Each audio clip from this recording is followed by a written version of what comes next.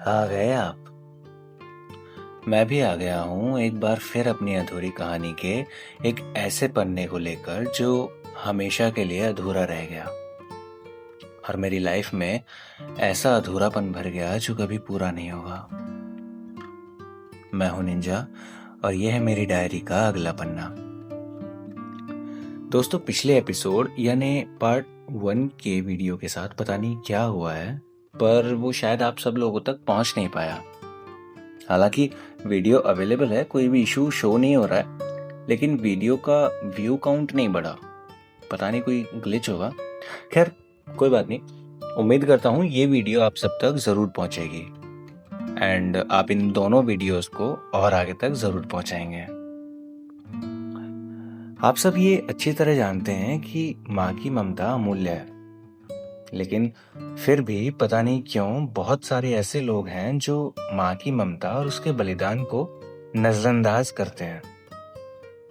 न जाने क्यों वो कुछ लोगों के लिए मायने नहीं रखती है। कुछ लोग ही नहीं, अब मैं कह सकता हूं कि बहुत सारे ऐसे लोग हैं जिनको कद्र नहीं है। इसलिए मैं आप सबसे एक सवाल पूछना चाहूंगा, जिसका जवाब आप मुझे कमेंट्स में दीजिएगा कि हमें जन्म देने वाली माँ एक औरत होती है, उसे हम देवी का रूप मानते हैं। ये जो देवी हैं, इनको मानने का विचार किसी और इंसान के लिए क्यों नहीं आता? मानता हूं कि ये काफी अलग मैं बात कर रहा हूं, लेकिन ये जरूरी है, क्योंकि बचपन से जो हालात मैंने देखे हैं उसमें केवल मैंने यही देखा कि अपनी माँ को तो आप भगवान मान लेते हो, पर माँ के अलावा किसी और स्त्री को कुछ भी नहीं समझते। क्यों? वैसे ये सवाल पूछने के कई कारण हैं। जैसे कि आप अपनी माँ को देवी मानते हो, अगर आपके घर में बेटी पैदा हुई है तो आप उसको भी देवी मानते हो, लेकिन उस देवी को पैदा करने वाली माँ आपके लिए देवी क्यों नहीं है? यानी कि जो वाइफ होती है आपकी, उसकी मैं बात कर रहा हूँ। मैंने बचपन से देखा है कि मेरे माँ को पापा हमेशा नीचा दिखाते थे, मारपीट करते थे, कभी उनकी कद्र नहीं की। भगवान को तो बहुत अच्छी तरह से मानते थे, भगवान की पूजा करते थे, लेकिन उन्होंने सिर्फ पत्थरों और तस्वीरों में ही भगवान को देखा। ना उन्होंने अपनी माँ के अंदर भगवान देखा, ना अपनी पत्नी के अंदर भगवान देखा, और ना ही अपने बच्चों के अंदर भगवान देखा।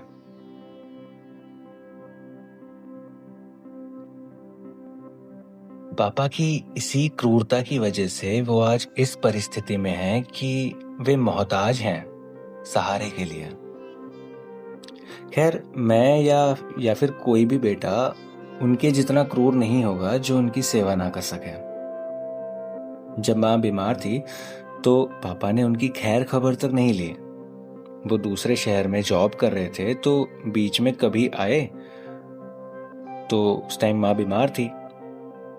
ना तो माँ से हालचाल पूछा और ना ही इनसे कुछ बात की। बस घर आए और 2 दिन रुककर वापस चले गए। लेकिन ये 2 दिन भी उन्होंने शांति से नहीं काटे। आए, लड़ाई झगड़ा किया, मारपीट की और चले गए। कहते हैं ना कि भगवान सबका हिसाब करते हैं। जो जितना और जैसा कर्म करता है, भगवान उनको वैसा ही फल देते हैं। इस बात पे मैं पहले यकीन नहीं करता था, लेकिन जब पापा के साथ हादसा हुआ तब से मैं यकीन करने लगा। दिवाली के बाद की बात थी। हमारे राजस्थान में गोवर्धन पूजा की जाती है। वैसे तो काफ़ी जगह पर होती है, लेकिन मैंने पर्टिकुलरली आपको बताया है, मेंशन करके ये चीज़ कि होती है हमारे राजस्थान में भी। तो दिवाली के बाद गोवर्धन पूजा के दिन पापा आ रहे थे अपने जॉब से घर पर। रात के टाइम लगभग 8 या 9 बजे की बात थी। हम सब लोग तैयारी करके बैठे हुए थे, इंतज़ार कर रहे थे कि पापा आएंगे तो पापा के साथ पूजन करेंगे। काफ़ी देर हो गई थी, पापा आए नहीं। एक फ़ोन आया घर के नंबर पर और देखा तो वो पापा का फ़ोन था। हमने फ़ोन उठाया तो सामने से आवाज़ आई कि भाई साहब बाइक से गिर गए, इनसे उठा नहीं जा रहा है और इनको हम हॉस्पिटल लेके जा रहे हैं, आप लोग आ जाइए, जो गवर्नमेंट हॉस्पिटल है वहाँ पे। हम सब लोग सहम गए। दादी घबराहट के मारे रोने लगी। ये सुनने के बाद माँ आनन फानन में घर से निकले, पड़ोस के चाचा को लेकर वो हॉस्पिटल पहुंचे। वहां पर पापा को आईसीयू में एडमिट किया हुआ था। आसपास डॉक्टर्स थे, हॉस्पिटल का स्टाफ था। तो काफ़ी देर टेस्ट वगैरह करने के बाद जब रिपोर्ट सामने आई तो डॉक्टर ने बताया कि पापा की आधी बॉडी पैरालाइज हो चुकी है। उनकी बॉडी के राइट साइड वाला हिस्सा काम नहीं कर रहा है और आगे भी नहीं कर पाएगा। पापा कई दिनों तक हॉस्पिटल में ही एडमिट रहे। पापा के साथ हॉस्पिटल में माँ थी उनकी देखभाल करने के लिए। अगले दिन हम सब यानी मैं, दादी, दादा और पड़ोस के कुछ लोग हॉस्पिटल पहुंचे पापा को देखने के लिए। दीदी लोग भी आ गए थे ससुराल से। वहां पापा बेसुध सी कंडीशन में बस सोए हुए थे, ना हिल डुल रहे थे और ना ही कुछ जवाब दे रहे थे।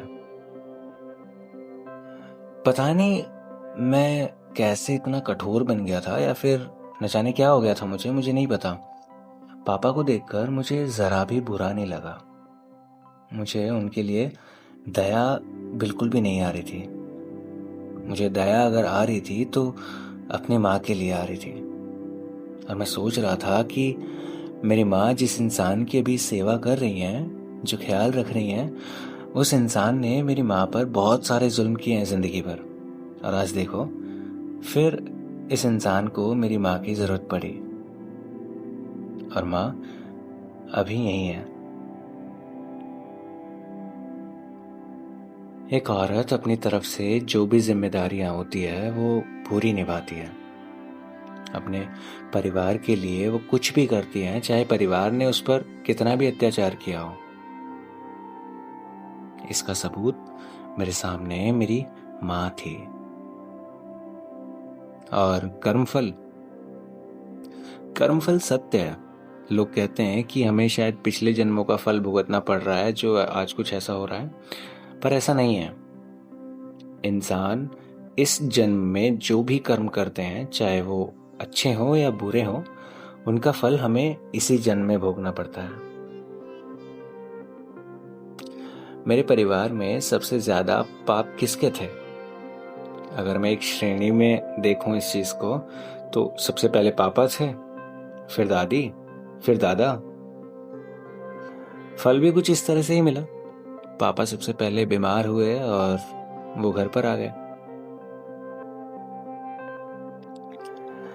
घर पर पापा की सेवा होती, दवाइयाँ चलती, मालिश होती और ये सब करता कौन? मेरी माँ। माँ कभी उनको किसी मंदिर ले जाती जहाँ पूजन करवाने पर फायदा होता, कभी किसी हकीम के यहाँ लेकर जाती जिसे देसी दवाओं से इलाज चलता।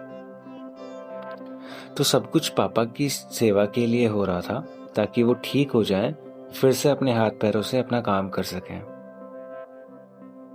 क्योंकि जब परिवार का मेन कमाने वाला इंसान असहाय हो जाए तो परिवार पर छा जाते हैं दुखों के बादल। पापा के बीमार होने से सब कुछ बिखरने सा लगा क्योंकि माँ भी काम पर नहीं जा पाती थी और पापा की सैलरी जो कि नाम मात्र की आती थी पर वो भी नहीं आ रही थी।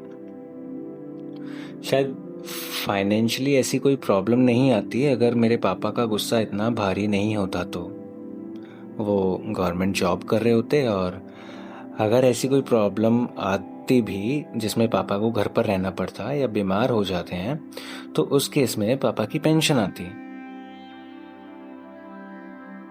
ऐसी कोई प्रॉब्लम आती ही नहीं, ऐसी कोई प्रॉब्लम फेस ही नहीं करनी पड़ती जहां पर माँ को कमाने जाना पड़ता। अब हमारा परिवार पूरा एक साथ था, एक ही घर में, एक ही छत के नीचे, दादा, दादी, मम्मी, पापा और मैं। पर शायद भगवान को ये अच्छा नहीं लग रहा था या फिर उन्होंने कुछ और ही तय किया था। जो आदमी कभी माँ की आंखों में आंसू लाता था, आज उसके लिए माँ की आंखों में नींद भी नहीं थी। शायद ये इंसाफ था, या फिर उस इंसाफ की सिर्फ एक शुरुआत। मैं हूं निंजा, और ये था अधूरी कहानियों का वो हिस्सा जिसमें परिवार की दशा बदल गई। उम्मीद करता हूं जिस मान सम्मान के हकदार आप अपने आप को समझते हैं, उसी तरह सबके हक का सम्मान आप उन्हें भी देंगे। समझदार हैं आप, समझ गए होंगे मैं किसकी बात कर रहा हूं। मैं निंजा जल्द लौटूंगा इस कहानी के अगले पन्ने के साथ, जहां जिंदगी के सबसे बड़े धोखे से मुलाकात होगी। अगर आपकी माँ ने भी जिंदगी के अंधेरे में रोशनी बनकर आपका साथ दिया है, तो कमेंट्स में उनके लिए दिल से एक शब्द जरूर लिखेगा। चलता हूँ।